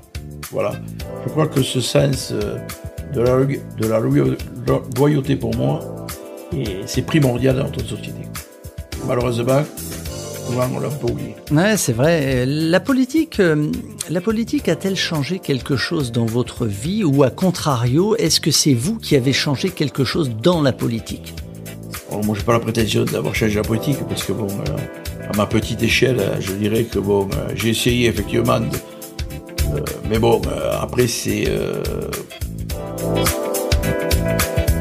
je pense que la politique a un pouvoir important sur les populations. À condition que, effectivement, comme vous le disiez tout à l'heure, on puisse associer les populations. Les associer à condition aussi que ces mêmes populations veuillent être associées et travailler pour l'intérêt général. Vous voyez, c'est assez compliqué parce qu'il y a 60 ou 65% de personnes qui critiquent et dans les 65%, il y en a peut-être 1 ou 2% qui vont s'investir. Et en 63, voilà. Surtout aujourd'hui. Hein. Et de plus en plus. Oui. Et de plus en plus. Donc, moi, je n'aurais changé. La politique m'a apporté, par contre. M'a apporté, je suis devenu un peu plus dur avec les hommes. C'est-à-dire qu'aujourd'hui,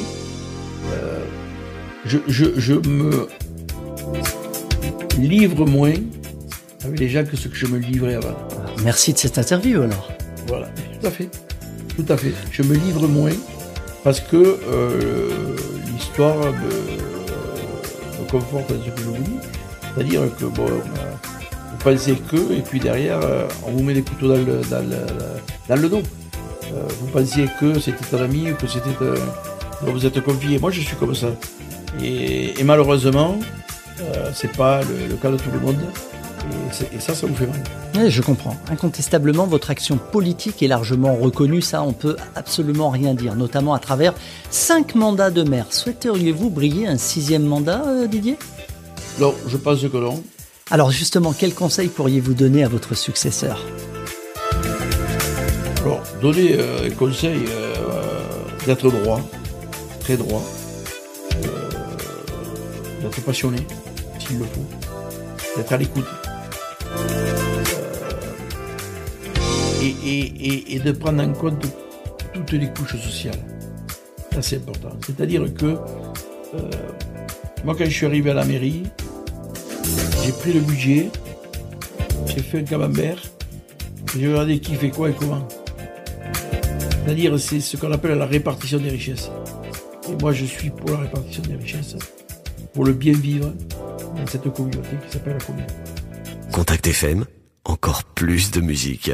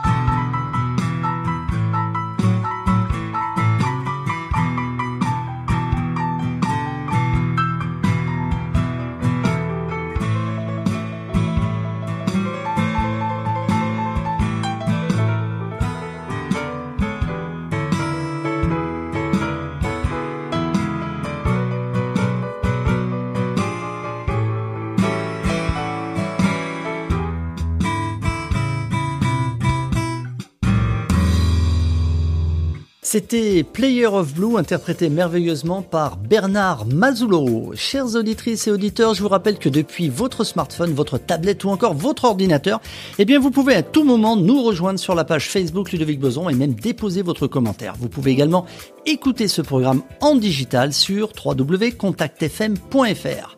Si, comme Aladdin, celui de la lampe ou du génie, vous aviez, cher Didier, la possibilité de choisir parmi 3 vœux, lesquels demanderiez-vous ? 3 vœux. Oui. La santé pour tous, le bien vivre pour tous, troisième, ça serait moins de méchanceté. Allez, santé, bien vivre, et puis un peu plus d'amour. Parmi ces choix, lequel, si vous n'aviez qu'un à retenir, lequel retiendrez-vous ? L'amour. L'amour. Voilà. Qu'est-ce qui vous motive dans la vie, Didier Combis ? Qu'est-ce qui vous fait avancer depuis toutes ces années ?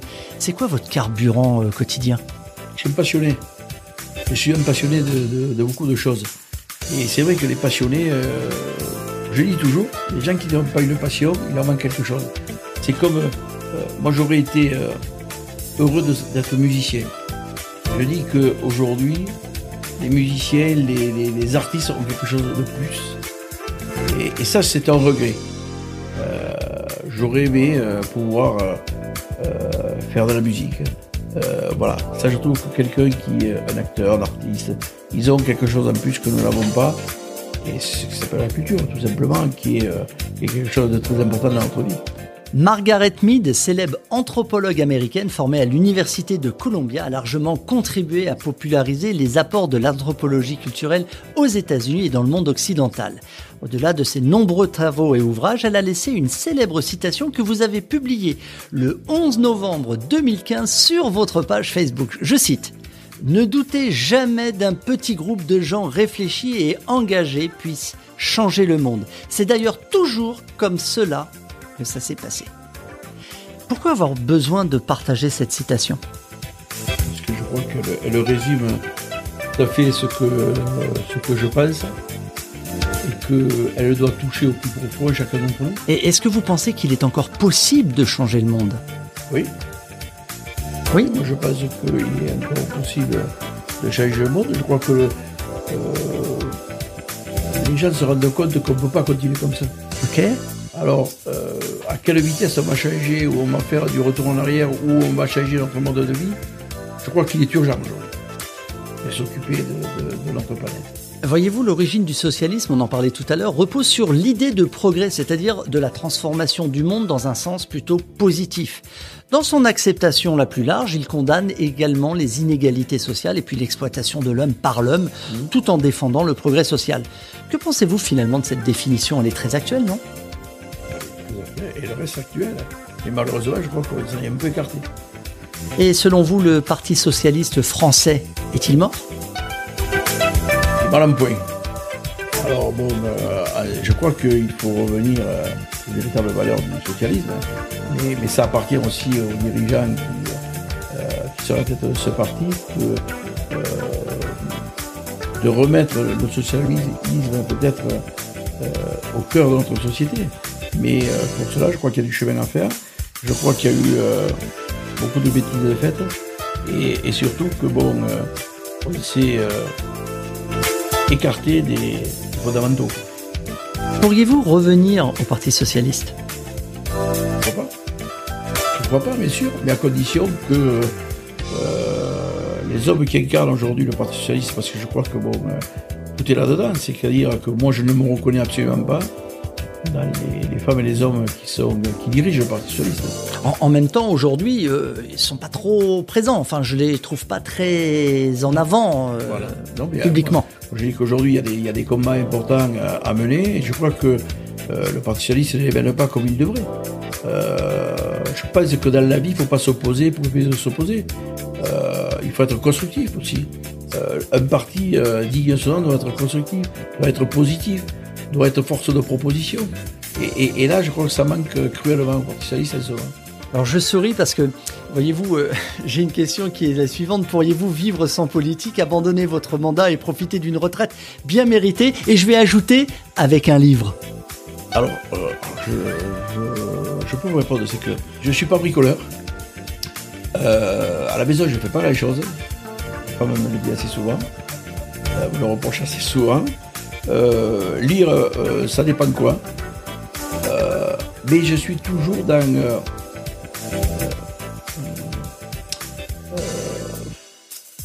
j'ai envie de m'investir, quoi. Alors, c'est demain peut-être que je vais avoir un déclic sur la chose et je vais m'investir complètement. Ouais, vous êtes vraiment un passionné. Je suis un passionné, voilà. Et puis, voilà, il y a tellement de choses, je pense, à faire sur la Terre. Et puis, bon, on n'est pas immortel. Je me rappelle, moi, je le dis souvent, hein, j'avais un client à l'époque qui m'avait dit, monsieur Combis, vous savez, l'argent, c'est une chose, mais je vais vous expliquer la vie. Il avait tiré de son tiroir un mètre, il avait mis le mètre sur la table, il s'était arrêté à 72 cm. Il m'avait dit, vous savez, ça, c'est l'âge moyen de vie de l'homme, si rien ne vous arrive. Il dit, vous voyez, je suis là, moi. Il avait 60 ans à l'époque. Il m'a dit, monsieur Combis, on parle de quoi là? Il me reste 12 ans, c'est rien m'arrive, 12 ans. Il m'a dit, quand vous avez des problèmes, monsieur Combis, sortez le mètre sur la table. Regardez où vous êtes et regardez qu'est-ce qu'il vous reste à vivre. Et ça changera, j'en suis persuadé, la vision du monde et de la société.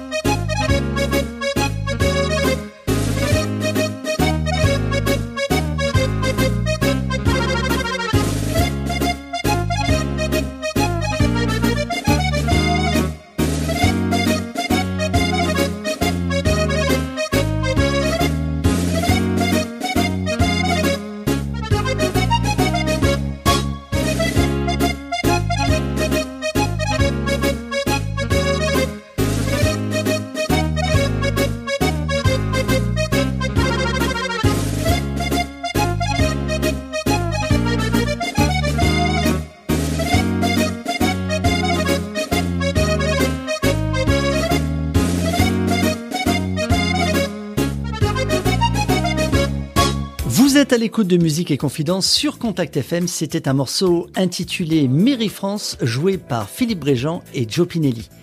La vie des politiques, toute la politique, rien que de la politique, sans langue de bois, avec mon invité Didier Combis. Dites-moi Didier, comme nous avons pu le comprendre, vos activités quotidiennes sont très fertiles. Sont-elles à l'image des applications d'un smartphone, c'est-à-dire bien rangées dans votre bibliothèque interne? Et pourriez-vous nous citer celle qui vous occupe en ce moment le plus de place à vos yeux? On n'est pas de classement. Très bien. Je fonctionne un peu à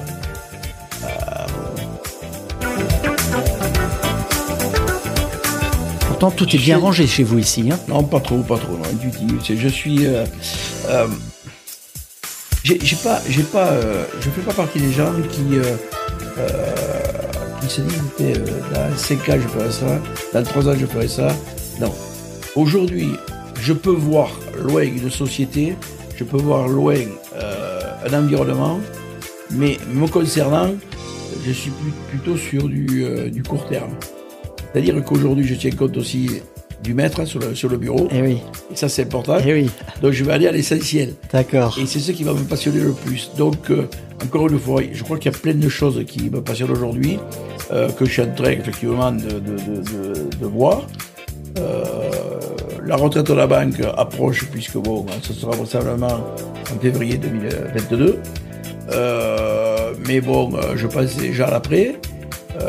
Qu'est-ce que je vais faire, où c'est que je me sentirai bien, sans que ça me qu'il y ait trop de contraintes. Donc voilà, mais je peux vous assurer que je ne resterai pas sans rien faire. Après une longue journée, lorsque vous rentrez chez vous et que vous allez vous coucher, de quoi rêvez-vous?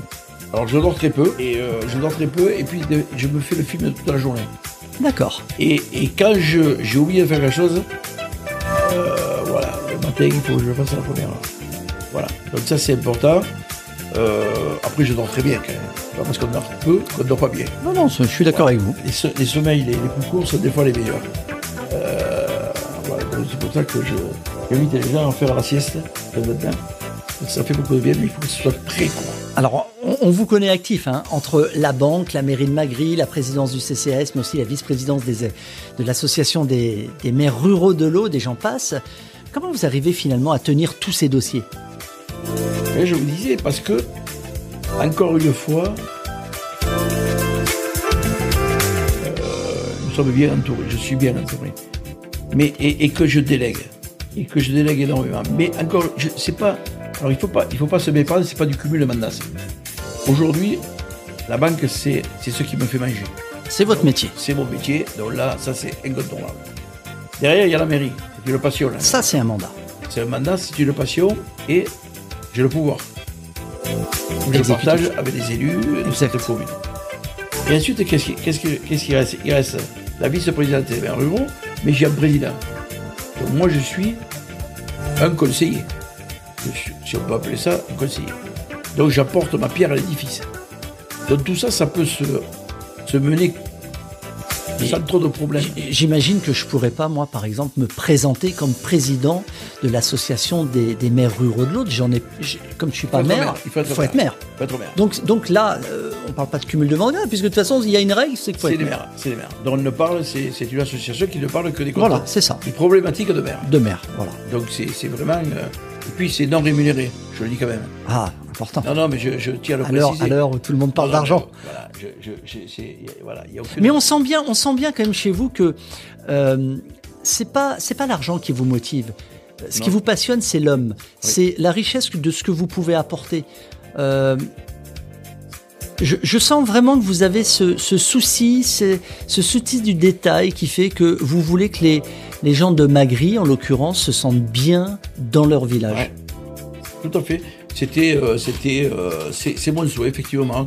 Alors, je vous cache pas que j'ai été déçu et affecté par les dernières élections municipales. Mais bon, après, la vie continue. J'aurais préféré que ça se passe différemment. J'ai l'impression que, sous couvert politique, on a divisé le village. Ce qui est pour moi insupportable. Aujourd'hui, le village de Magri est un beau village. C'est un village où il fait bon vivre, où les associations marchent très bien. Et voilà. Alors il va falloir essayer de réparer. Et ça, c'est à quoi je vais la tâche à laquelle je vais m'employer, c'est de réparer un peu cette cicatrice qui a été faite pour ces élections, parce que, encore une fois, je ne comprends pas. Je ne comprends pas ce qui s'est passé à ces élections, si ce n'est peut-être un problème politique. Est-ce que vous voulez parler des personnes à qui vous faisiez le plus confiance, qui manifestement ont créé un mouvement dissident et se sont présentés à la municipalité, c'est ça ? D'abord, vous avez un élu qui vous a accompagné pendant 2 mandats et qui se présente à Bassevaux, poussé par des partis politiques que je ne nommerai pas. Je trouve que c'est un peu malsain. Aujourd'hui, à Magri, je ne fais pas de politique. Non, c'est vrai. Je m'empêche de faire la politique. Moi, je veux dire, voilà quoi. Et la couleur politique dans un village ne doit pas être.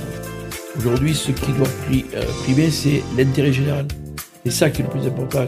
Et la capacité à répondre aux besoins des habitants. C'est ça qui est important. Avant de conclure, j'aimerais rebondir sur une déclaration qui a attiré mon attention. Et ça rejoint exactement ce que vous dites. Je ne fais pas de la politique pour une place. Je fais de la politique pour l'intérêt général, avec un regard précis sur l'économie de ce territoire, de ce département. Et dorénavant, je pourrais y consacrer tout mon temps. Dans quelles circonstances avez-vous déclaré cela ? Vous en souvenez-vous, monsieur le maire ? Sénatorial. Très bien. J'ajoute, mon but est de faire revenir travailler nos jeunes chez eux et d'ouvrir des voies à ceux qui n'ont pas de boulot ici. Aujourd'hui, je suis à l'écoute de tous et j'ai le recul nécessaire pour appréhender l'avenir. Alors, j'ai une question, moi. Qu'avez-vous entrepris pour honorer cette déclaration ? Alors, aujourd'hui, on était en capacité, quand je suis parti au sénatorial, on avait des accords du ministère du Travail, du secrétariat d'État à la ruralité, pour mettre en place des pôles de compétences sur le territoire. Moi, je pense que les pôles de compétences, j'ai discuté longuement avec le secrétaire d'État, c'est la seule façon de redynamiser le département et surtout de conserver nos jeunes sur le territoire, avec les richesses que nous avons. Et Dieu sait si elles sont nombreuses. Donc, aujourd'hui, faire de la politique pour avoir un titre, ça ne m'intéresse pas. Moi, je crois qu'il faut faire de la politique pour apporter quelque chose. Et là, on avait, c'est ce que j'ai dit pendant cette campagne sénatoriale, on avait les accords du gouvernement pour mettre en place dans ce département des pôles de compétences. C'était quelque chose d'extraordinaire. C'est-à-dire que la filière bois, la pêche, le tourisme, voilà, on avait ces clés. Les élus ont préféré autre chose. Moi, je me suis engagé, quand j'ai dit ça, c'était pas quelque chose qu'on jetait en l'air. C'était bien établi. On avait la certitude que ça se mettre en place. Et puis on connaît la rigueur que vous avez et ce que vous avez su amener à Magri, donc on peut le reporter sur effectivement. Quand je m'engage quelque part, j'y vais à fond, sinon j'y vais pas. C'est ça. Je ne sais pas faire les choses à moitié. Donc ce qui veut dire que ce mandat, je l'aurais consacré totalement à ce développement économique, à la mise en place de ces pôles de compétences, à remettre l'ordre au niveau où il devrait être. En marche. Si vous voulez, peut-être en marche. Allez, en conclusion, Didier Combis, qu'est-ce qui vous rend optimiste pour ce deuxième semestre 2021 ? Alors, ce qui me rend optimiste pour ce deuxième semestre 2021, sachant que la Covid est là et il semblerait que les variants de nouveau soient bien présents, que l'économie aujourd'hui est en train de repartir, qu'on est en train de relocaliser également. On est en train de mettre en place une usine paracétamol, alors que c'était délocalisé depuis longtemps en Chine. Donc ça, c'est une bonne chose. Je crois que tout ce qui va aller dans le sens de la relocalisation en France est une bonne chose. Et l'économie est en train de repartir et on le voit parce que il y a un besoin de consommation des populations qui est quand même important. Les gens ont besoin de consommer, ça fait 18 mois presque les gens ont été un peu confinés et ont besoin de consommer français, quoi. Enfin, je crois que cette crise aussi a apporté beaucoup de choses intéressantes. Moi, je crois fermement à ce redémarrage de l'économie. Je crois que la France est bien placée pour que l'économie reparte, ce qui nous permettrait effectivement de pouvoir envisager l'avenir plus serein avec la croissance, parce qu'on a quand même une dette et il faudra la payer. Et je pense que c'est au travers de la croissance et de l'économie qu'on pourra mieux appréhender cette dette, quoi. Donc, moi je suis optimiste. On a de la jeunesse qui ont la tête bien faite, qui ont envie de faire. Il y a beaucoup d'entrepreneurs qui ont envie aussi d'entreprendre. Il y a le digital qui est là, qui va apporter beaucoup de choses. Il y a des économies nouvelles qui sont en train de se mettre en place et qui sont, à mon point de vue, porteuses de beaucoup d'espoir. Moi, je crois beaucoup à cette fin d'année 2021 et surtout à 2022-2023, où véritablement, je pense que notre économie va décoller. Allez, auriez-vous une pensée positive, un mot à offrir à nos auditeurs pour clôturer cette émission sur une note qui vous caractérise, c'est-à-dire l'honnêteté et la bienveillance ? Soyez vrai, soyez vous, et allez au bout de vos passions si vous êtes passionné. Et je pense que l'homme est bon, hein. L'homme est bon et a envie de faire beaucoup de choses. Mais encore une fois, il faut rien lâcher. Il faut rien lâcher. Et pour cela, je crois qu'il faut être fort dans sa tête, avoir envie. Il y avait une chanson qui le disait. Et surtout être bien dans ses baskets, quoi. Bien dans ses baskets, avoir la tête bien faite. Et je crois que la société, elle est ouverte à tout le monde. Il suffit de prendre la bonne porte. Et il suffit aussi de savoir pousser les portes aussi. Il ne faut jamais rester devant une porte fermée. Il faut tout faire pour rentrer, pénétrer et s'investir. Voilà. L'investissement est pour moi, l'investissement humain, je crois, quelque chose qui est important pour une société comme ça. Merci infiniment Didier Combis d'avoir accepté cette invitation. Je rappelle que vous êtes directeur dans le secteur bancaire, maire de la commune de Magry, président du CCAS, mais aussi vice-président de l'association des maires ruraux de l'Aude. Avez-vous quelque chose à rajouter ? Bon, tout simplement, je vous remercie de cette écoute. C'était un moment important. Ça m'a permis de balayer effectivement beaucoup d'années. C'est vrai que c'est toujours intéressant. Et j'espère que votre émission, on disait que c'était la première, donc j'espère qu'il y en aura beaucoup d'autres derrière. Mais je crois que ces émissions risquent d'apporter beaucoup de choses et surtout de pouvoir derrière avoir des échanges, je n'en doute pas, sur Facebook ou autre, ou des relais. Alors ce que je peux moi peut-être vous dire, c'est que ce serait bien que j'en ai aussi les retours. Si vraiment absolument, vous avez des retours, absolument. Parce que je suis persuadé que on sera dans le partage. C'est très bien, c'est ce qu'il faut faire, dans le partage. Mais je trouve que c'est une excellente initiative. Et puis je vous souhaite ça c'est une voilà, ça fait partie des choses que j'aime moi. Voilà, l'innovation. Voilà, et vous en faites partie et je le partage pleinement. Donc bon vent à vous. En espérant que cette émission, il y aura beaucoup d'autres émissions derrière celle-ci. Merci monsieur le maire, merci Didier Combis. Il est temps pour moi de laisser l'antenne au programme de nuit de Contact FM et de vous souhaiter donc une agréable nuit à tous. Au revoir monsieur le maire. Nous arrivons donc au terme de ce programme nocturne. J'espère que cela vous a plu et que vous avez pris beaucoup de plaisir en notre compagnie. Je rappelle que chaque mardi soir de 22h à minuit, j'invite celles et ceux qui le souhaitent à venir se confier à l'antenne. Alors que vous soyez une célébrité, un personnage populaire, un parfait inconnu, venez me raconter votre histoire. Venez me parler d'une expérience vécue qui a marqué votre existence, bouleversé votre carrière ou encore changé le cours de votre vie. Venez partager avec moi votre point de vue sur un sujet personnel, professionnel ou même de société. Venez m'expliquer les raisons de votre optimisme ou au contraire, la cause de tous vos tourments. Venez m'exposer votre théorie, celle que vous souhaitez aborder ou encore défendre un projet, celui qui vous tient à cœur. En direct et durant près de 2 heures, vous pourrez vous exprimer en toute liberté. Dans l'espace commentaire, les auditeurs peuvent à leur tour interagir avec vous car je vous ouvre l'antenne dans une émission qui vous ressemble, musique et confidence. Allez, pour ma part, je vous donne maintenant rendez-vous dès la semaine prochaine pour un nouveau numéro de Musique et Confidence. À très bientôt sur Contact FM. Musique et Confidence avec Ludovic Bezeron sur Contact FM. Contact FM.